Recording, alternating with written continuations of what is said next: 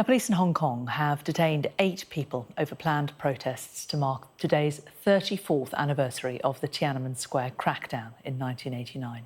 For decades, tens of thousands of Hong Kongers held a candlelit vigil in Victoria Park, but a new national security law has stopped most protests. Well, joining me now is Mark Sabah, UK and EU Director at the Committee for Freedom in Hong Kong Foundation. Mark, good of you to come in today. Thank you. Just remind us, for those who weren't around 34 years ago, what we know about actually what happened in Tiananmen Square on that day. So Tiananmen Square was a groundswell of student activism from various universities calling for greater openness and freedom. It wasn't a democratic revolution, as it's sometimes called. It was literally students standing up and saying, we want greater media freedom, freedom of assembly, freedom to move around where we want and speak how we want in public fora. And it went on for weeks. It started in April, and it was brutally crushed in June. When I think the leadership thought that it was getting out of hand. It was too much. They had never really seen this level of protest before. Also to remember that it wasn't just happening in Tiananmen Square in Beijing. These protests and sit-ins were happening all over the country. And so it had to be cracked down, and it had to be cracked down fast. Unfortunately, the way that the leadership at the time thought to do it was to use automatic weapons and tanks to clear a square. And hundreds, if not thousands, of people died. We don't have the exact figures because none were recorded, none were released. We don't know any of the names of the people who disappeared or died. Families are still waiting for answers. Even Tankman, the famous man who stood in front of the tanks, nobody knows who he is, where he is, what became of him. And so for many, many years in China, the date of 4th of June 1989 was erased from their history books. You were not taught about it, it was not covered, it was banned on the internet. You just can't search for it, it doesn't exist. There was only one city connected to China where you could remember Tiananmen Square, and that was Hong Kong. And every year in Victoria Park, hundreds of thousands of people would stand in Victoria Park with candles, sing songs, have speeches, and remember what happened in communist China. It was also a source for Hong Kongers to remember how free they were comparatively to other places in mainland China. And so the national security law essentially completely shut that down and banned it under the auspices of the COVID pandemic, saying it was dangerous.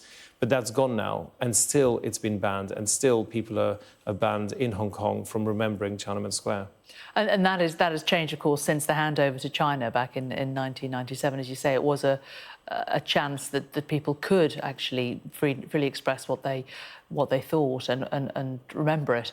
In terms of China and in terms of what is known there now, it's still impossible, isn't it, to get information about it? Yeah, in mainland China it still doesn't exist.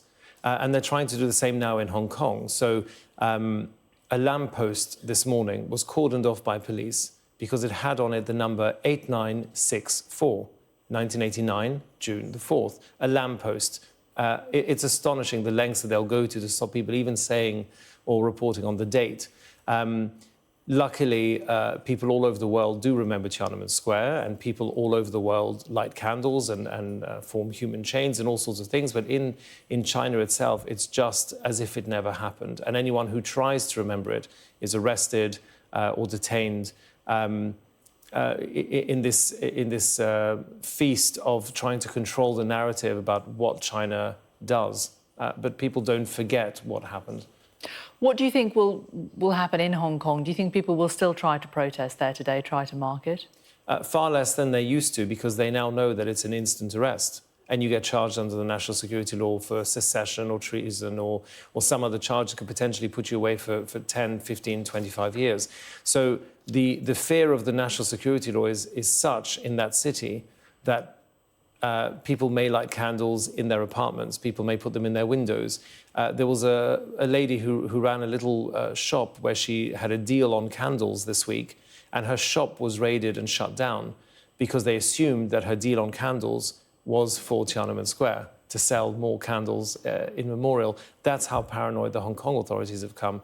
We have to remember that the Hong Kong authorities are now a puppet regime of Beijing, and the national security law, in one fell swoop, brought that city to its knees from its previous free and liberal mindset. What future do you see for Hong Kong? I think it's fairly dark, it's fairly bleak, because on one hand, you've got the world's businesses still trying to pretend that Hong Kong is as it was. We have our own government here encouraging people to go there and to participate in Hong Kong. And Hong Kong spent £2 million on a launch campaign called Hello Hong Kong. The very next day, they put 47 democracy activists on trial. And so we're in this tough position where our Prime Minister, our Foreign Secretary, our government is desperate for business as usual when it comes to Hong Kong. But of course, a British citizen, Jimmy Lai, is sitting in prison in Hong Kong. And so you have this dual approach of we're going to be tough with them, but we want their money, we want the investment. And I don't see how the government's going to clear that imbalance. Mark Sabah, we must leave it there. The Committee for Freedom in Hong Kong Foundation, thank you so much.